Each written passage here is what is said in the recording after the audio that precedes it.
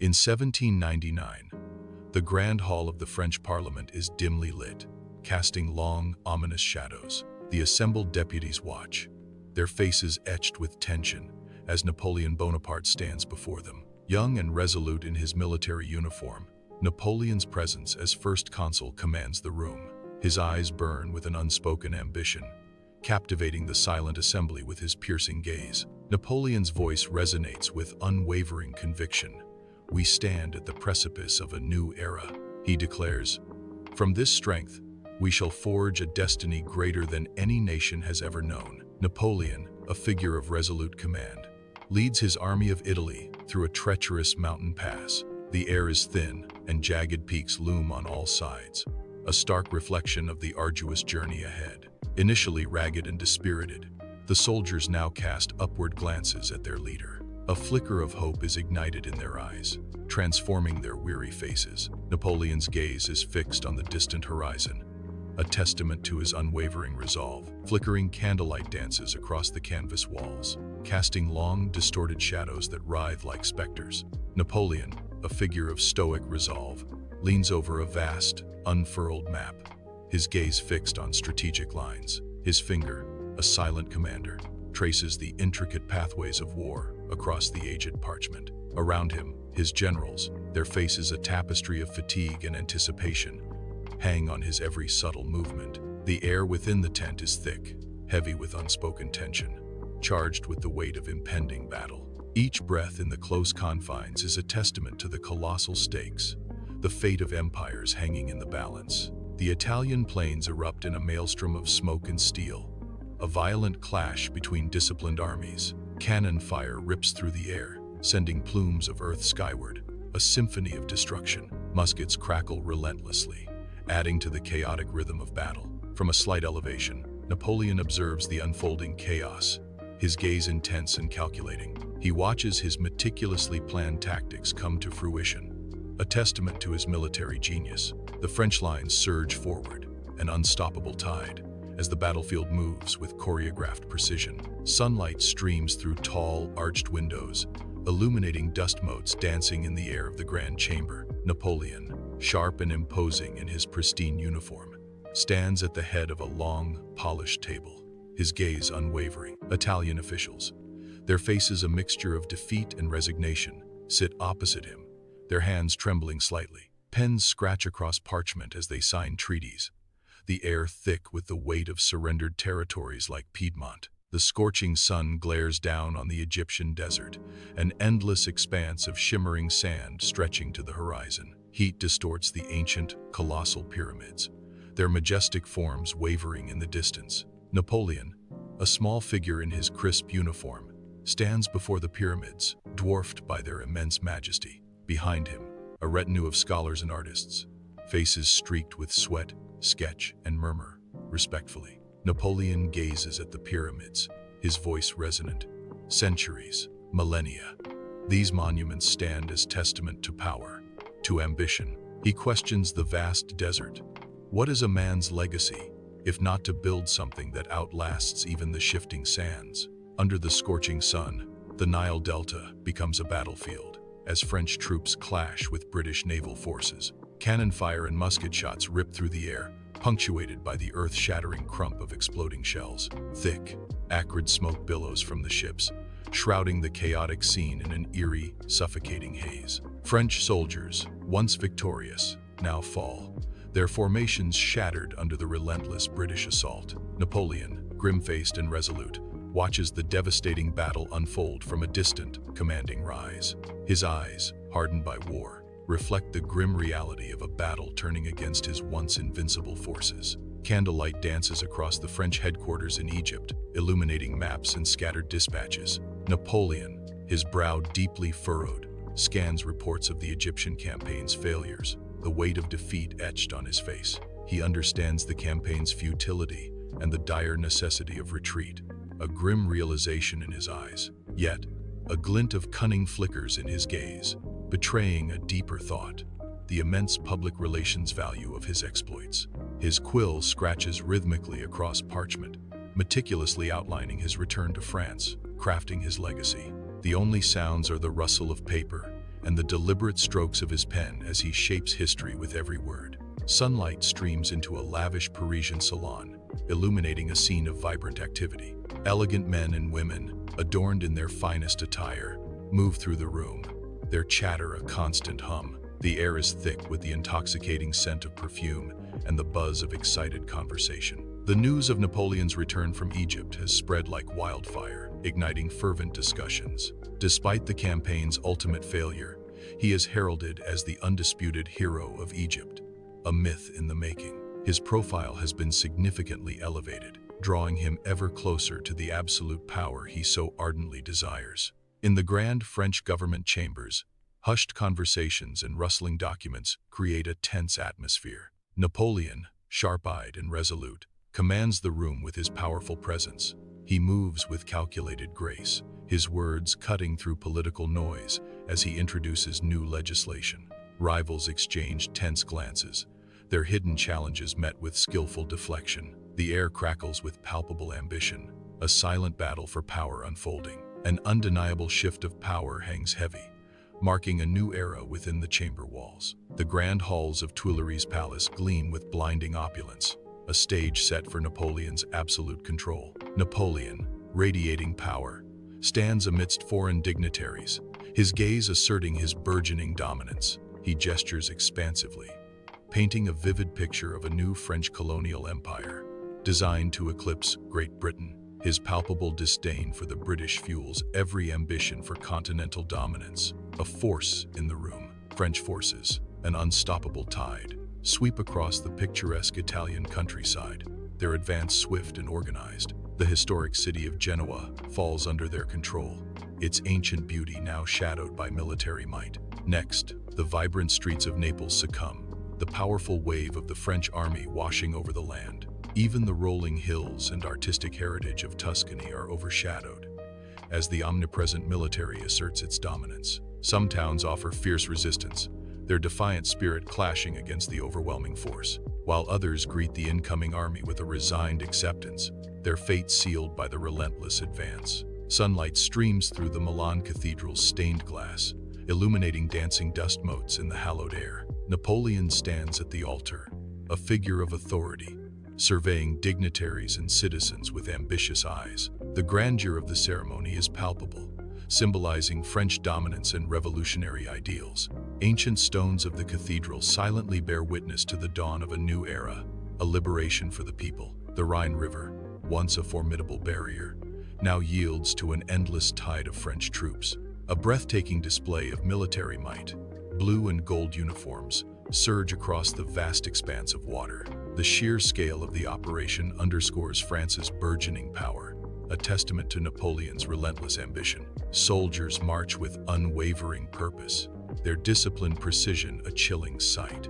Boots thud in unison, a rhythmic beat against the historic river, now merely an obstacle. The river is effortlessly traversed, a symbol of a new era of dominance unfolding before the eyes. The grand interior of Notre Dame Cathedral is bathed in the soft glow of stained glass, with incense and hushed anticipation. Napoleon, adorned in resplendent imperial robes, stands before the altar, commanding the awestruck crowd. He takes the crown from the Pope's hands, a symbol of ultimate authority, his gaze fixed on destiny. With a deliberate, powerful gesture, he places the crown upon his own head, asserting his self-made destiny. The meticulously orchestrated spectacle conveys immense power and legitimacy, solidifying his imperial reign. In the opulent imperial council chamber, Napoleon sits at a polished table, bathed in sunlight. Council members in fine uniforms listen intently as Napoleon gestures towards a sprawling map, his gaze sweeping the room. He declares, "Gentlemen, the Napoleonic Code is not merely a collection of laws, it is the very foundation of our enlightened society." With conviction, he asserts, this code will unify our empire, not merely by conquest, but by principle. Napoleon, a titan among men, stands before a colossal map of Europe, his empire unfurled before him. His generals, awestruck, gather around, their gazes fixed on the vast territories under French dominion. With a sweeping gesture, he encompasses Spain, Italy, Germany, and parts of the Netherlands and Poland. The map, a testament to his unparalleled conquests, sprawls with the weight of 70 million souls. Each line and color on the map speaks volumes of his power, a master of 130 departments. In the soft glow of a single lamp, Napoleon's study is a sanctuary of ambition, filled with towering books and documents. Napoleon, his brow deeply furrowed, meticulously writes on parchment, his pen scratching a rhythmic echo in the silence. His gaze is intense, reflecting his self-perception as a paternalistic ruler, a bringer of enlightenment and progress. Each deliberate stroke of his pen on the parchment is a shaping force, molding the very future of a continent. The weighty silence of the room underscores the profound impact of his solitary, focused work, a testament to his vision. The grand hall of the Dutch royal palace hums with anticipation, a stage set for a seismic shift in power. Louis Bonaparte, resplendent in opulent regalia, stands at the heart of the ceremony, an imposing figure. The installation as King of Holland unfolds, an elaborate spectacle designed to assert the Bonaparte family's dominance. Initially stiff and resistant, courtiers slowly bow, murmuring reluctant acceptance of the new era. Louis shifts uncomfortably, a flicker of uncertainty in his eyes, burdened by his oversized role. Old traditions crumble, making way for the ascendance of the Bonaparte family, marking a new, tumultuous era. The grand Spanish court hall is shrouded in an uneasy silence, thick with unspoken defiance. Joseph Bonaparte, impeccably dressed, stands before the assembled Spanish nobility, radiating assured confidence. The faces of the nobles betray a tableau of barely concealed resentment and quiet, simmering resignation. Unlike his brother, Joseph carries himself with an air of undeniable authority, a stark contrast to the sullen faces. This calculated display of French power asserts dominance over a populace that clearly does not welcome it. The unspoken assertion hangs heavy in the air, a silent battle for control within the opulent court. Sunlight bathes the opulent Austrian palace gardens, where a lavish wedding ceremony unfolds, a spectacle of silk and lace. A Bonaparte and an Austrian royal stand united, their marriage a glittering symbol of a carefully orchestrated political alliance. The air, thick with the scent of blooming flowers, carries hushed conversations and the soft strains of an orchestra. Slightly apart, Napoleon observes the assembled dignitaries, a calculating glint in his eyes. He surveys the grand spectacle he engineered, every detail a testament to his ambition. Soft, hopeful light fills the opulent chambers, illuminating the lavish surroundings. Empress Marie-Louise, delicate and radiant, cradles her newborn son, a vision of tender motherhood. The longed-for heir rests in her arms, a tiny symbol of immense joy and future hope. Napoleon stands beside them, his gaze fixed on the infant with profound pride and overwhelming relief. This personal triumph, a moment of pure bliss, hints at the future cracks within the powerful Bonaparte faction, a delicate yet powerful scene where personal joy intertwines with the looming shadows of political destiny. On cobbled Parisian streets, a palpable weariness hangs heavy, replacing the patriotic fervor with somber resignation. Grim conscription posters scream from every wall, their stark letters a constant, chilling reminder. Families huddle, faces etched with grief, bidding tearful farewells to young soldiers marching off to an endless war. The air is thick with the unspoken cost of war, a heavy burden crushing the spirit of the once vibrant city. Under a bleak gray sky, the Russian winter landscape stretches endlessly, a desolate canvas of white and skeletal trees. French soldiers, their uniforms tattered and thin, trudge through knee-deep snow, each step a monumental effort. Their faces are gaunt, etched with the biting cold and gnawing hunger, reflections of their suffering.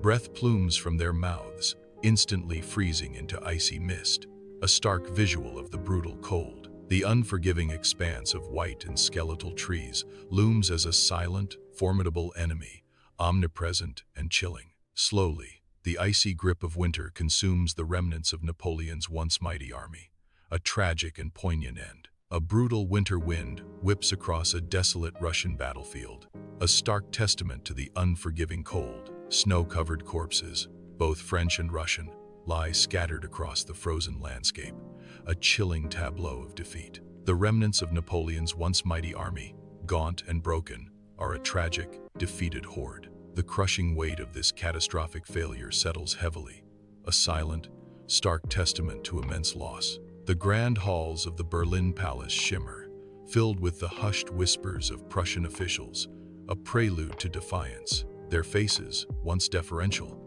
now gleam with a defiant glint, a silent challenge in their eyes. Before a formal delegation, Prussian representatives stand stiff with resolve, their postures radiating unyielding determination. The air crackles with unspoken tension, a palpable current of change sweeping through the ornate chamber. Prussian voices, firm and unwavering, declare a new allegiance, a thunderous shift echoing through the palace. This sudden shift, a direct consequence of the Russian disaster, reverberates as a clear challenge to Napoleon's dominance. The Grand Hall of Vienna Palace is bathed in cold, unforgiving light, reflecting the stark reality of the unfolding drama.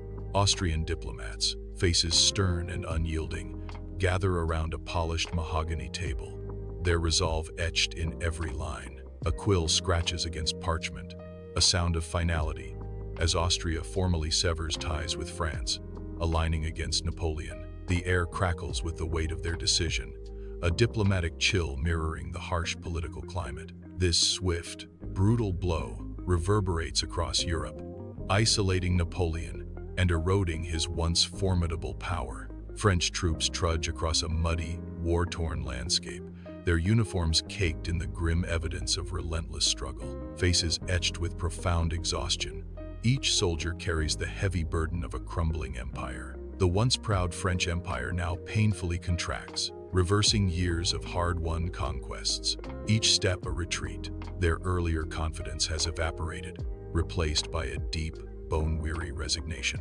The once expanded borders now recede, a stark visual representation of their slow, agonizing withdrawal. Every step is a retreat, a grim testament to the painful contraction of their former glory. Under the unforgiving Spanish sun, grim-faced Spanish guerrillas engage in brutal, close-quarters combat. The air rings with musket fire and the desperate clang of steel, a symphony of bloody conflict. French officers shout strained orders, their voices cracking as their lines falter. The landscape itself, a harsh accomplice, offers the Spanish guerrillas cover and escape routes. This is a protracted, bloody fight for every inch of ground, not grand formations. The immense cost and futility of subjugating an unwilling populace are etched on every face. The Dutch countryside, once subdued and quiet, now pulses with an exhilarating, vibrant energy. Faces alight with joy, locals stream into the streets,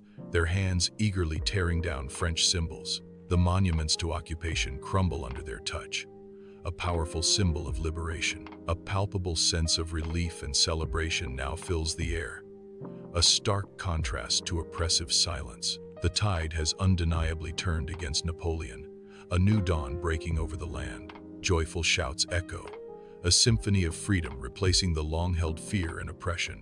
The opulent halls of Fontainebleau Palace stand in solemn silence, once bustling with imperial grandeur. Napoleon, his face etched with weariness, sits at a grand desk, a quill poised above a document. The heavy weight of his defeat hangs in the air, a palpable shroud of sorrow. Yet, a defiant flicker remains in Napoleon's eyes, a stubborn ember in the ashes of his empire. The hushed room, almost reverent, witnesses a monumental shift in history, a world holding its breath. Under the scorching Elba sun, Napoleon steps onto the rugged shore, his once grand empire now a distant memory. The isolated island, a stark contrast to his past opulence, mirrors the confinement of his present. He paces the shore, hands clasped behind his back, a figure of intense, silent contemplation. The endless sea reflects his boundless ambition, still stirring within him, even in exile. A flicker of defiance in his eyes, he secretly plots his return. The vast ocean, his silent confidant. Under a clear, bright sky, waves crash relentlessly against the rugged French coastline, a dramatic stage for destiny. Napoleon, an unmistakable silhouette of defiance, steps ashore from a small boat, his return a thunderclap. A small band of loyalists, their faces etched with raw anticipation, rush forward, hope blazing in their eyes. The air crackles with an electric current of daring and renewed purpose, a storm of ambition brewing. News of his audacious escape from Elba spreads like wildfire, igniting fervent hope among his supporters. Across the land, the whisper of his name strikes paralyzing fear into the hearts of his enemies, a chilling premonition. In the Grand Paris throne room, sunlight streams through tall windows, illuminating a triumphant celebration. Napoleon stands before his throne, a charismatic figure, basking in the fervent adulation of his roaring supporters. The air vibrates with their cheers, a fleeting moment of restored glory in his 100 days. Yet, an almost imperceptible shadow lingers in Napoleon's eyes, a ghost of past defeats amidst the fervor. The Waterloo battlefield is a maelstrom of war. Cavalry thunders across mud, sabers glinting under a leaden sky. Musket fire erupts in deadly volleys, punctuated by the earth-shattering roar of cannons. Soldiers, caked in mud and blood, engage in desperate hand-to-hand combat, bayonets clashing, fists flying. Napoleon, astride his horse on a small rise, surveys the unfolding disaster, his face grim with the realization of empire lost. The relentless sun beats down on Street Helena, a stark, desolate island where the wind whips across barren bluffs. Napoleon stands on a windswept bluff, his once mighty frame now diminished, a lonely exile against the vast sky. His gaze is fixed on the vast, indifferent ocean, stretching endlessly to the horizon, mirroring his own isolation. The harsh beauty of the island is a tangible representation of the end of his grand ambitions, a silent testament to his fall. His spirit, once a roaring fire, is now a mere echo of its former grandeur, lost in the vastness.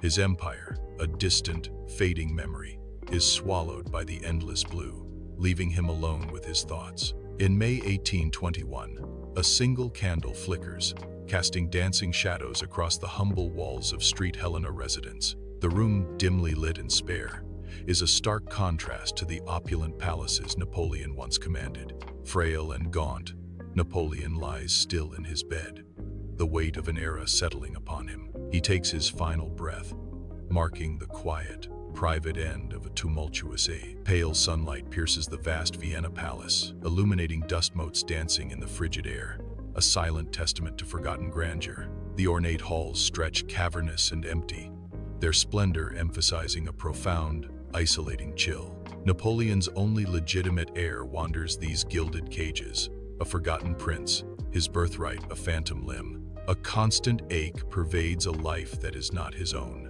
trapped by a destiny he never chose. His Austrian relatives, omnipresent yet unseen, cast a suffocating weight upon his every move. This palace, his opulent prison, echoes with the silent tragedy of the Bonaparte dynasty's direct line. In 1840, elegant chandeliers cast a warm glow on the ornate Paris salon, illuminating a gathering of intellectual elite. The air is thick with the scent of pipe tobacco and strong coffee as men and women engage in fervent discussion. Their conversations, punctuated by gestures and knowing glances, inevitably turn to Napoleon's enduring legacy. Whispers of a new Bonaparte, a potential heir to the throne, drift through the room. These whispers ignite both hope and apprehension among the new generation, their faces a mix of excitement and concern. A profound shift in the political landscape is sensed, as the salon buzzes with anticipation and unease.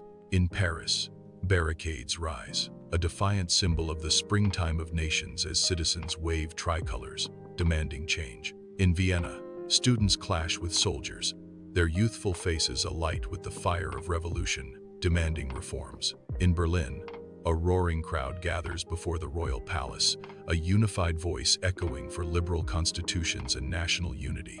Banners proclaiming liberty and constitution unfurl, a dynamic tapestry of unrest and the relentless march of history. The vibrant streets of Palermo transform into a raging battleground, citizens heaving cobblestones with defiant faces. Royal troops, clad in imposing uniforms, clash violently with the surging, determined crowd. The air vibrates with the raw sounds of struggle and the impassioned cries for freedom, a fierce, unyielding revolt. Amidst the chaos, the tide dramatically turns, signaling the dawn of an independent state. A new era begins, promising a liberal constitution, etched in the spirit of revolutionary fervor. The grand chamber of the Italian parliament buzzes with fervent energy, a symphony of impassioned voices and gestures. Representatives rise, their faces flushed with conviction, as they passionately demand constitutions. Voices echo through the vast hall, each word a fervent plea for a unified Italian confederation. Wide,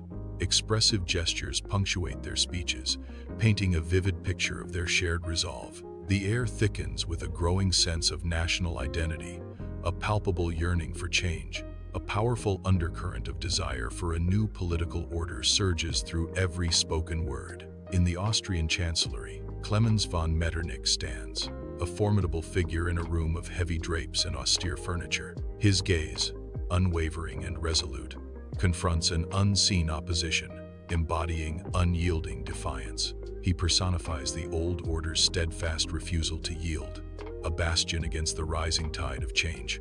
His presence is a stark symbol of Austria's unwavering stance against revolutionary ideals, a silent, powerful declaration. Sunlight glints off bayonets as riots erupt across the cobbled streets of Milan, a city ablaze with defiance. Protesters surge forward, their faces contorted with raw emotion and a fierce, unyielding spirit of rebellion. Lines of Austrian soldiers stand firm, their rigid formation a stark contrast to the surging tide of human will. The air crackles with the shouts of revolution, a deafening chorus of freedom echoing through the ancient city. The metallic clang of conflict rings out as revolutionary aspirations clash violently against entrenched power. Gondolas, adorned with newly unfurled flags, glide through the sun-drenched canals of Venice, a vibrant display of life. The air buzzes with a celebratory fervor, yet an undercurrent of apprehension hints at the looming specter of war. The spirit of defiance is palpable, etched onto every face, a silent promise of resistance. Each flag unfurled in the Venetian breeze carries a message of defiance, a vibrant symbol against the shadow of war. On the Sardinian battlefield, blue uniformed forces clash violently with Austrian troops, a maelstrom of dust and chaos. Cannons roar, muskets crack, and the air is thick with the desperate cries of fighting men. Despite their valiant efforts, the proud symbol of San Marco flies high amidst a growing sense of impending defeat. The ground is littered with fallen soldiers, a grim testament to the battle's brutal toll. Each lifeless form marks a tragic end to revolutionary aspirations, their sacrifices echoing across the field. The battlefield, once a stage for hope, now bears witness to a crushing failure, etched in blood and dust. The Prussian court, late 18th century, bathed in the soft glow of natural light, reveals its opulent grandeur. Ornate tapestries, rich with history, adorn the walls, their threads weaving tales of power and prestige. Gilded furniture gleams, reflecting the light, a testament to the court's immense wealth and refined taste. Frederick William II, the newly crowned king, sits upon his throne, his regal posture softened by a hint of weariness. Courtiers, in their elaborate attire, move with practiced formality, their movements a silent dance of courtly etiquette. Despite the rigid formality, a subtle undercurrent of change ripples through the court, hinting at shifts to come. Sunlight streams into the Prussian foreign ministry, illuminating a grand, ornate desk where Count Ewald Friedrich von Herzberg sits. His face, a mask of disdain and shrewd calculation, reveals a mind constantly at work. With a dismissive gesture of his gloved hand, he declares, "The decadent Bourbon monarchy, a festering wound upon the face of Europe." His eyes gleam with ambition.